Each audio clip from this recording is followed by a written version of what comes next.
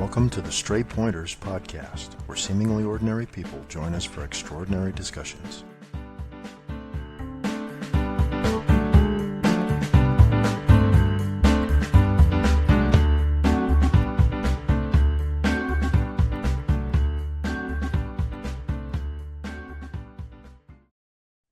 You're listening to Season 2, Episode 13 of the Stray Pointers podcast. This episode was recorded on June 6th, 2024. I'm your host, Jim Lawless. For more information about the show, including show notes for this episode, please visit straypointers.com. Tonight, we welcome software engineer and Commodore computing enthusiast Bo Zimmerman. Bo, welcome to the show. Thanks. Hey, Bo, your name is kind of famous in the Commodore community, the ongoing Commodore community. You run a website called zimmers.net that houses just a lot of very interesting things related to various Commodore computers. Can you tell me a little bit about how you got started in computing? Oh, in computing. In middle school, our school had a lab of Commodore PETs. Mm-hmm. And I fell in love with the things instantly. As soon as I saw that while you're playing one of the games that they would give us kids to play with, as soon as I saw that you could press stop and modify the game and then run it again, that's it. I was hooked. So that's pretty much it for me. Before we get too much further in that, you seemed taken aback when I specified computing. Did you have a background in tech before computing, electronics or mechanics or anything like that? Well, when I was little, I thought I was going to be doing electronics, but programming was really the bug. When did you really, when would you say you really took off as far as learning to program Commodore gear, getting into BASIC and then assembly language and that sort of thing? Well, that was pretty much instantly. I got a Commodore 64 after asking for a PET and a tape drive, and I knew nobody that had one. This was like right after they came out. So my parents weren't going to go spending money on games, so I had to sit there with the manual and just figure it out. Did you have any other resources like magazines or books or things like that? Yeah, probably about 6 months after I had the machine. My dad subscribed to Compute's Gazette for me, and that was an invaluable resource for many years. Usually the transition from basic to assembly language happens at some point. What led to that for you? Garbage collection. So very early on, like I'd say 84-ish, I started writing BBS programs. And that's a lot of string manipulation, especially when you get the editor going. And that very quickly, I would very quickly see problems where the software would just lag and freeze for many, many seconds while the user's online. And that was just unacceptable. So I looked into how to fix that. And that's what got me to learn assembly so that I could put that string building process into something more efficient. Okay. Did you ever read Transactor magazine? I didn't, not until the 90s. I didn't even know about it. Okay. I asked because there was a reader submitted a little assembly language routine that had a lightning fast garbage collect for BASIC. So it's probably better for all of us that you never saw that and you went down the path of assembly anyway. Otherwise you'd be stuck in BASIC this whole time. I would have loved it. Yeah, that would have been great. You mentioned that you wrote BBS software. How did you arrive at the BBS scene? What was that path? Again, I'm in middle school, and there's a kid at school that had a modem and used to talk about what he could do with it. And he mentioned that he could get software from out there in the world and just bring it into his machine. And that sounded fantastic to me. Mm-hmm. And turns out he was giving me a sales pitch. He wanted to get a better modem and he wanted to get rid of his. So he talked me into giving him $30. This is like he got 83, I think, giving him $30 for a VIC modem. Are you familiar with the VIC modem? Yeah, I paid 60 for mine in 84. Oh, So oh my goodness. yeah, I got a that's deal then. yeah, that's what Sears was charging for them. Oh, okay. Yours was new then. Yep. And your phone had the detachable handset so you could use it? Yep. Good Yep. deal. Yep. And about a month later, after my not only had the detachable handset, but mine was a rotary dial. And Hmm. a lot of the BBSs I would call had eights and nines in them. So I would, I would have a black ring around my finger from dialing, all these things. So it wasn't too long. I went back to Sears and they had Westridge modems, the 1650 compatible ones, about the same price I paid for the dumb Vic modem. So I just bought one of those and no more, no more sore fingers. I was in the same boat by the next year or the year after. I was getting those 6050 clones.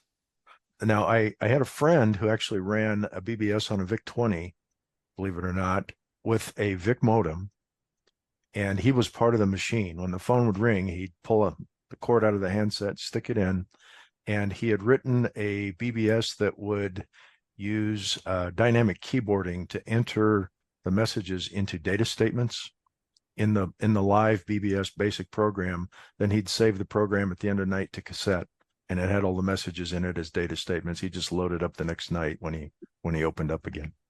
Wow. So that is incredible. I was with you on the VIC 20. It's like you had enough RAM to that thing. It's capable.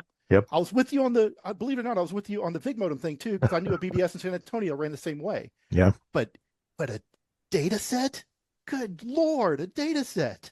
Well, yeah, he it wasn't live, it wasn't hot. It would manipulate the program running in memory.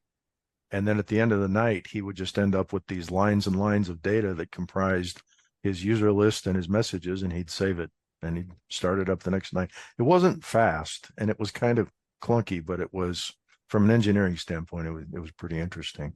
That's incredible. So you got your first modem. Uh, did you have a list of bulletin boards to call along with it? No, I had to call around to like the Radio Shacks of the area, and they Hmm. always had a few boards to try. Okay. And then from there, of course, you can branch out. Hmm. And when did you decide to start writing your own BBS software then? Or did you start by writing terminal software? Mm, No, no, I did not start with a term, although I know that's the common path. I went straight into BBS. I honestly don't remember why. That's a very good question. Um, yeah, I've got no idea on that one. Did you actually host your own BBS or did you write them for other people? I wrote them for other people. My parents were not keen on the amount of money for another line, not for many years. It wasn't until the late 80s that I got my own line.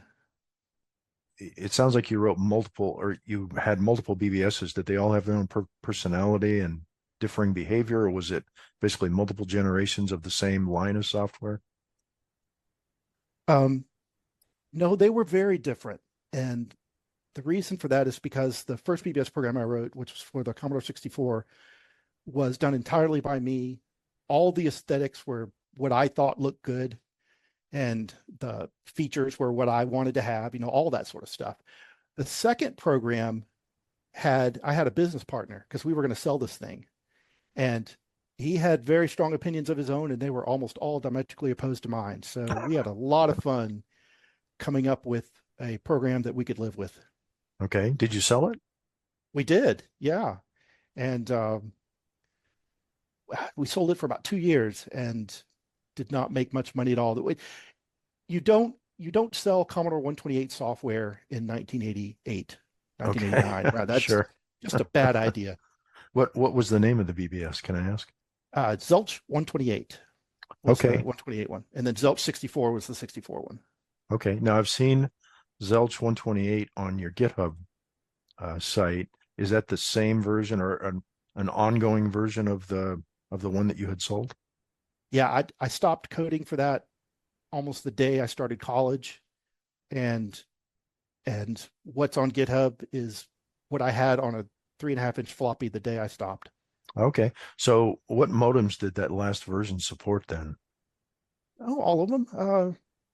I was using a mini modem 24 at the time, a 2400 baud modem. So it had, it supported everything. I'm curious if reason I'm asking is it was I think it was a few years away from the Creative Micro Designs Oh, super high speed plugins for telecommunications. I didn't know if it supports what you have on GitHub supports those or not. it does not support the UART cartridge. You're right, it does predate that. That would be fairly easy to add, but I'll tell you what it does support, and that is it supports a null modem connection to a PC. Okay, very cool.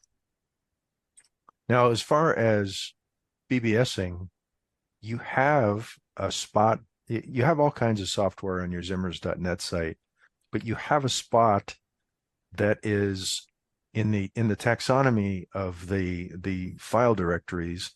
BBS software collections are right at the top. It's really not, buried further under anything else with utilities and things like that. Is there a reason that the BBS software portion is kind of prominent there?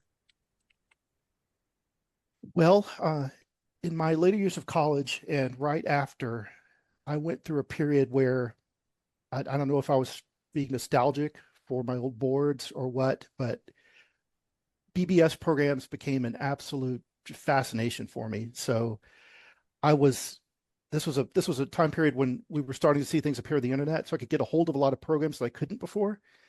And so, man, anything that had a BBS program remotely related to it, I was downloading. I would spend days playing with them and write up little reports on them. So yeah, BBS programs were kind of a big deal to me at that time. Are these still pretty heavily downloaded? I don't really have the stats, but they're up there in the type of software downloaded just because I get messages about them from time to time. So what was the genesis of Zimmers.net, your website? Uh, well, again, when I was in college, we were given an assignment to I was in a class to do a web page, and we were given an assignment that consisted of making a single web page, and the only requirement is that it had to have a picture or a face on it. And so I made this little page. I put a picture of an SX64 on it, and I went to a flatbed scanner and I stuck my face on the flatbed scanner and scanned it, and then put that at the very, very bottom. So if you go to my homepage, to this day, I have this picture of myself when I was in college with my face from a flatbed scanner. And that's how the site got started. The domain name was just because I thought that a lot of my family was going to be hosting pages, and they did for many years. I used to have places for cousins, my dad, my brother, all sorts of people had little branches off of that. So that's why it was called Zimmers. When did it kind of become primarily noted for its Commodore content? Probably when I started collecting, um, because I didn't start getting a lot of comments about the BBS area of the site until years later. But the collecting page, I used to get emails and comments about pretty frequently, almost from the very beginning. So I think it was just when I started posting pictures of the machines I got a hold of. Did you mention an interest in electronics in your youth predating computers? Oh yeah, sure. Taking apart toys and radios and trying to fix them. Absolutely. Were you pretty handy with electronics? Um, eh, no, I didn't have access to books. So I spent a lot of time theorizing about how things worked. And, occasionally something I would fix would have a mechanical problem that even a very young brain can figure out. But I looked forward to learning more. I was very interested in it. Now, did you get further electronics education? Not until very recently. Oh gosh, probably in the late 2000s, I started noticing that finding people to repair my stuff was becoming near impossible, especially the monitors. Um, there was a time going into the 2000s, you could find CRT repair guys who were, for 30, 40 bucks and fix your monitor.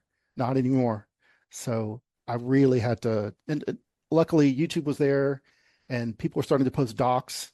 And of course, I always had the firmware to fix ROMs and stuff on my website. So that was never a problem. And schematics and stuff.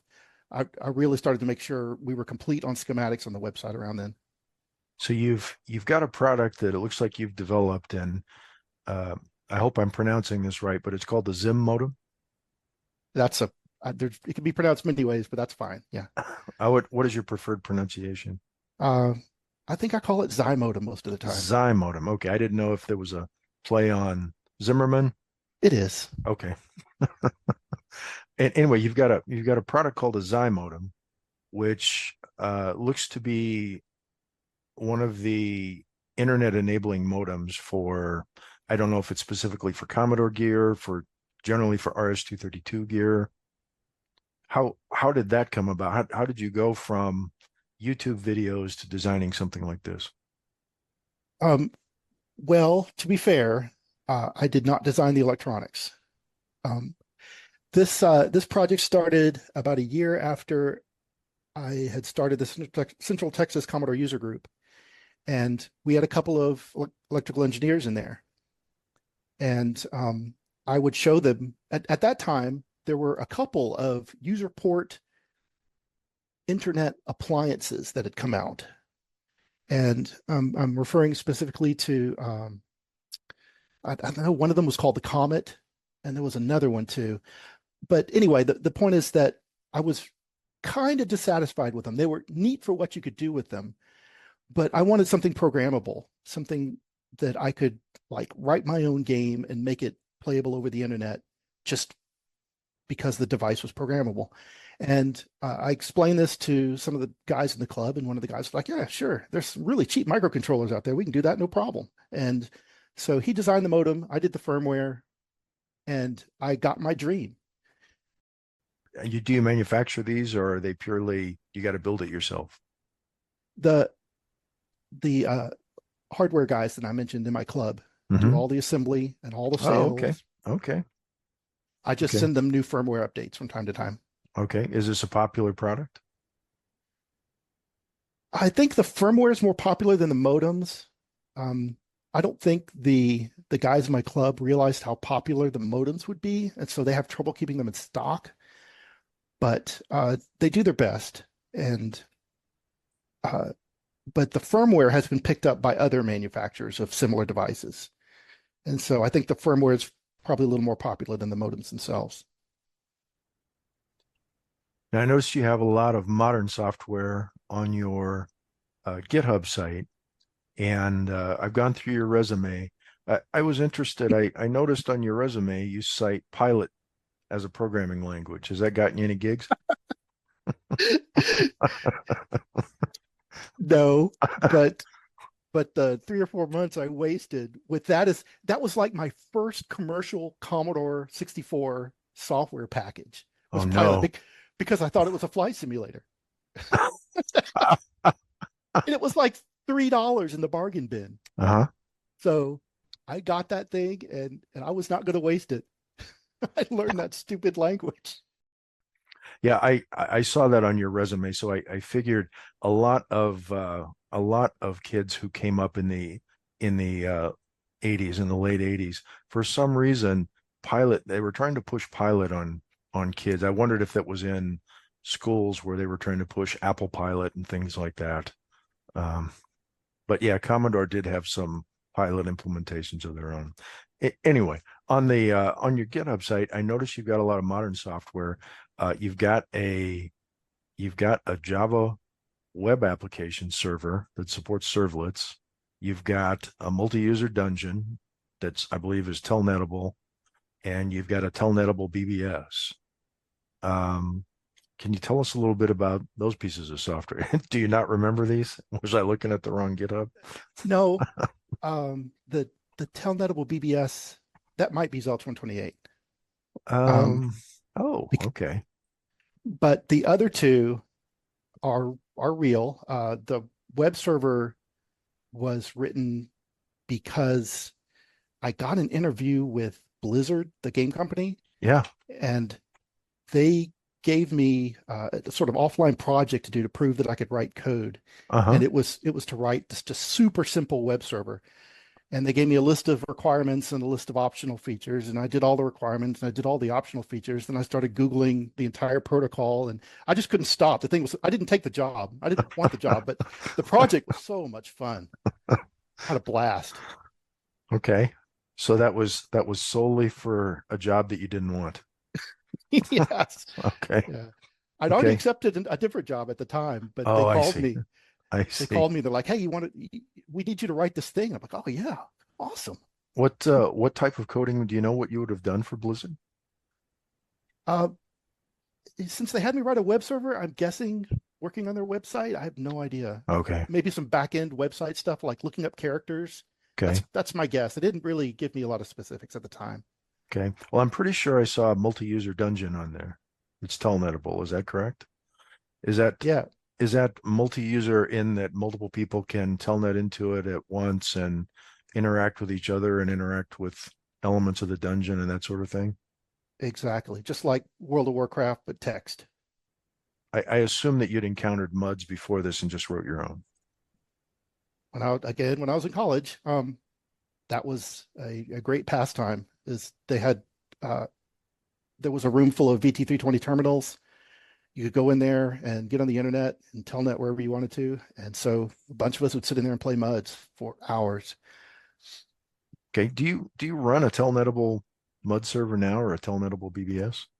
I do. Um, it's probably got about 20 people on it right now. The the MUD space is not what it once was, but I the server itself is an enormously fun project to work on.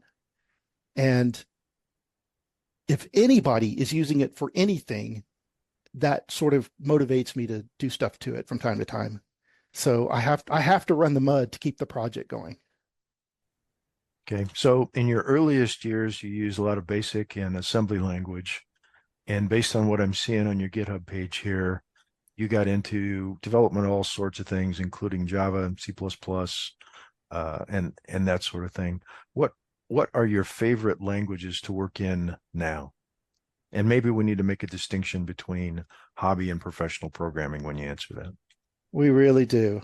Um, if you talk about the type of coding that brings me the most joy, it would be writing assembly for GEOS. I love the GEOS kernel, and I even enjoy sitting there counting pixels to get the GUI portions just right, get everything placed correctly.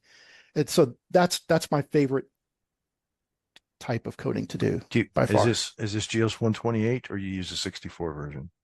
Mostly the 64 because the 64 stuff runs on the 128. So if Okay. I target the smaller, I get the larger. Now, have you ever run is it Maurice Randall's wheels? That is what I run, and I use his assembler concept. Okay. Okay. What's so attractive about coding GEOS versus JSR FFD2? uh, Dialog boxes with click. It was a wonder to me. GEOS was a wonder to me, having come up writing command line basic stuff. And when I'm able to contribute to that wonder, I don't know, it just touches my heart somewhere. Okay, so now I've never coded against the GEOS API. I seem to recall that the assembler had a phantom register called Z that they added. I don't know if that's true. This was in one of the early books I got on GEOS. It was just they stored a value in zero page somewhere and they would pull it anytime you referenced the Z register. So that's all it was it would hide a zero page variable for you. But you're making this sound like there are API calls into the GEOS kernel that can open windows and things like that for you. Um, so you can manage your own double buffered screens for doing for moving things around and having things go on top of each other and come back again. It's got a really good API for drop down menus. So that's kind of plug and play. Dialog boxes, similar. It's got all kinds of drawing tools where you can define a data structure of drawing commands that include things like drop in a bitmap here, move the cursor there, and draw a box put this text over there, and you end up with these big graphical data structures when you're coding it. And I don't remember the Z thing, but you're making me want to crack that manual open because I don't think I ever have read it. I this is beyond, this is nearly 40 years old memories. I'm trying to pull out of the cobwebs here, so I could be wrong, but I could swear that I had seen that. When did you actually start GEOS programming then? It was my last year of college. I brought a an SX64 into work, and I worked at the college. So I brought it into work, and I would show GEOS off to it, and I left it there. And over time, I started doing like class projects on it and stuff like that. And so I like did a neural networks project in GeoBasic, and I did my uh, compression when we were learning compression algorithms. I did that in GEOS Assembler. So that was kind of when I was learning to do that stuff. And how did your instructors grade this? Did they just have to take your word for it? Did you, I assume you had to demo the code. Yeah, but the SX64 has a composite out. So But were they, but I mean, as far as code, did they try to read your code and understand what you were doing and see if you were following good software engineering practices and that sort of thing? um, the classes that cared about how my code looked would typically be very particular about what language and what platform I used. Okay. It's when they weren't particular that I felt free to go and do what I did. We're talking about like do a project that accomplishes X, that sort of thing. And they were just not particular. You used basic and assembly language and pilot on your Commodore gear. Had you used any of the other programming language offerings that were available from places like Abacus or anything like that? Yes, I tried out Power C Okay. and Power C 128. I found Power C to be kind of acceptable. I did not like 128 version at all. Okay. Those are from Proline. Okay. Did you know C at the time that you purchased these compilers, or were you trying to learn C with them? I got them after I learned at school. Okay. And you think Power C64 was an acceptable C compiler? Just because I could produce standalone executables, whereas in the 128 you had to load that environment. So it's kind of And a P code thing. yeah, I didn't appreciate Okay. having to load the environment. Okay. Okay. Anything besides C? Pascal, Forth, Abacus had some trainer languages, like subsets of Ah, Fortran and COBOL and things like that. so the first language that I learned in college was Pascal, and we used the Turbo Pascal assembler from Borland. And we were supposed to do our work in this little PC lab where they had some like 286 or 386s with Turbo Pascal on them. But I found Turbo Pascal for CPM, and I had my 128D, my Commodore 128D at home, which could run CPM software. So, man, I did all my work on Turbo Pascal on that thing. Yep, that was my intro as well. And that if you didn't get into the PC, into the assembly, the interrupts, things like that, the programs would pretty much port in versions 2 and 3 of Turbo pretty well from CPM to MS-DOS and back. You'd have to recompile them and things like that. But I um, only had to turn in printouts, so I was cleared. okay. She couldn't tell the difference between a printout from a PC and one from mine. Did you use any of the 6502, 6510 Pascal compilers on Commodore gear? I did not. No. Do you have any? You have one you recommend?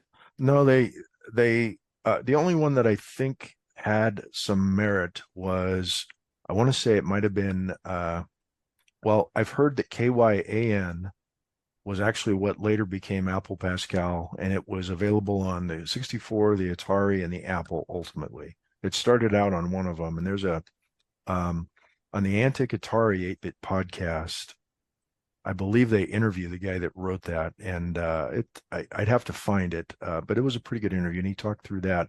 But I think there was a product called KMMM Pascal, and what that had built into it in the editor, all of these compilers, or a lot of them, used to have an editor and then a compiler, and so you'd have to write in the editor, exit the editor after you saved, load the compiler, compile. Oh, I got syntax error. exit the compiler, go back to the editor. That was the workflow. I believe KMMM's Pascal, the editor could not compile, but it could do a syntax check. So you could get by that first pass of syntactical errors just from it doing a grammatical scan of the source code and telling you, no, you spelled print line without an R or something like, it would help you, kind of a right line without an R. You could go that way. The I had an Abacus version, and it was kind of like the PAL assembler. It used a basics editor, and then the compiler was co-resident. So it made for weird programs. I did turn in a Pascal program with line numbers on it because I had written it with that software when I was in tech school, and it was okay. Um, and some of the others were like P code environments. They just weren't terribly fast, and it took a long time to compile, but it was enough to get a feel for, that there's Yeah. something better out there. And then, of course, a friend got me started on Turbo, and in CPM mode, it was just unbelievable. It left everything else in the dust. It just absolutely did. Let's go away from the hobby stuff now. So professionally, what was your software training in? What sorts of languages did you learn? And then what did you end up using and maybe picking up professionally? Well, right out of college, I learned Visual Basic, which is pretty much cheating. Um, it's it's not too far off from those little kid languages that you see where you move blocks around, right? But I mean, I can say I learned it. Um, Did you write any professional code with it? yeah, yeah. That my first job out of college was to put a user interface on top of a database, and so I was writing this MDI thing in Visual Basic with all these little windows, each one for each table, and then I remember I made each of the little table windows a different pastel color. And my boss looked at that and said, we're gonna have to talk about your Your user aesthetics? interfaces. Yeah.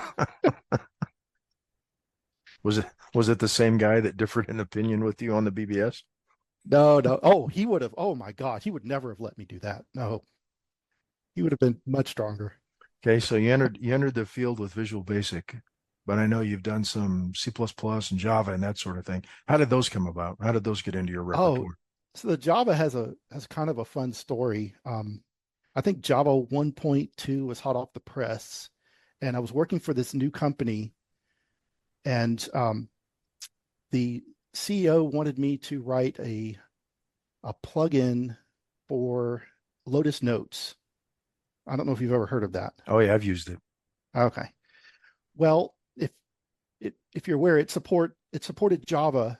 It's something like Java servlets, and it also supported Lotus script.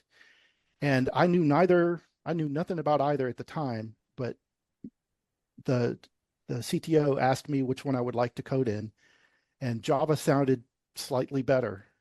And so, but after learning that language became a big part of my career going forward. What sorts of things have you then written in Java?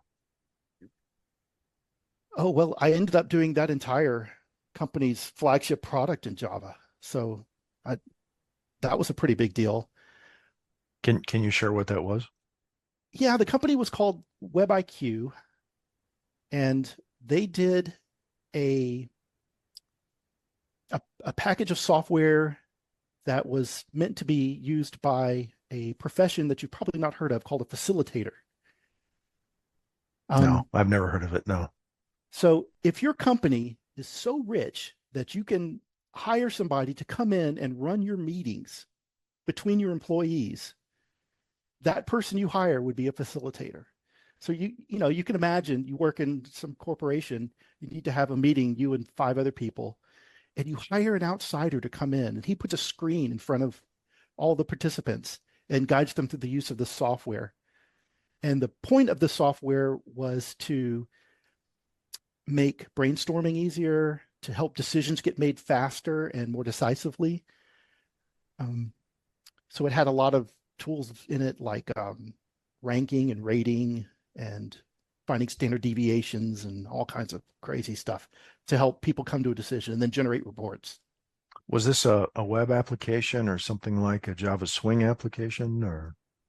It was entirely servlet based. Oh, So it okay. was web, entirely on the web. And what else have you made? Oh, professionally, let's Yeah. see. After that, I worked for doing some front end database tools, and that was Swing and AWT. But these were more professional database tools as opposed to my little front end with the pastel windows. Um, oh, gosh, I worked for I worked for not Blizzard, BioWare, another game company for a while, and I did their patcher launcher system and worked on their back end stuff, which their uh, player and customer management sort of back end systems for the for a game called Star Wars: The Old Republic, which was a big MMO RPG, Hmm. and that was all in Java also. But the launcher was we had variations in C++ and other languages. You've mentioned a couple different game companies. Have you ever been drawn to game development? Um, no, that was in both cases that was kind of accidental. I mentioned that I worked for this database company. Well, when BioWare decided to do a MMORPG, they realized they had great people for designing graphics. They had people who knew how to talk to video cards. But they had nobody that knew anything about backend systems. So they hired one of the founders of that database company to come in and lead their team that would do the back end. And since he knew me, he brought me in too. Um, Game development is something that I will never regret that I did, but I will probably never do it again. That's it's crazy hours, and uh, your Christmases get canceled, and it's rough work. But I have to tell you that going to work every day and seeing what these artists would produce just up on the walls everywhere, ready to get reviewed by management, that was worth it. Uh, I was just amazed seeing what these people could produce. What sorts of things do you do now? Well, after BioWare, I mentioned that I worked on their patcher launcher, which was the the part of Star Wars that would download the updates to all the assets and make sure that the game was in the proper state to talk to the server. And so when I left BioWare, I got picked up by the company that wrote the libraries that we were using for that patcher launcher. And that's who I work for now. It's a company called Solid State Networks. And I'm supposed to say that we do downloading solutions, though I'll always think of it as patching, even though that would get me yelled at. Okay. What about hobby wise? These days, Yeah. um, I still am doing work on Z-Modem. There's a brand new hobbyist computer that just came out called the Commander X16, and they have an IO/internet expansion card for it, and are using my firmware. Oh, And and the guy who does that project, whose name is David Murray, has been asking for little features here and there. is he the 8-bit guy? Yes, that's Okay. exactly right. Yeah. Okay. So he's been asking for features. So I've been doing that. I still work on my MUD at least several times a week, just because it's fun to tinker with. A MUD is something that you will never be done with. There's always some weird thing you can add. Now, did you ever get into the Amiga scene? No, in fact, I was very resentful of Amigas. I probably didn't get my first Amiga until the 2000s sometime.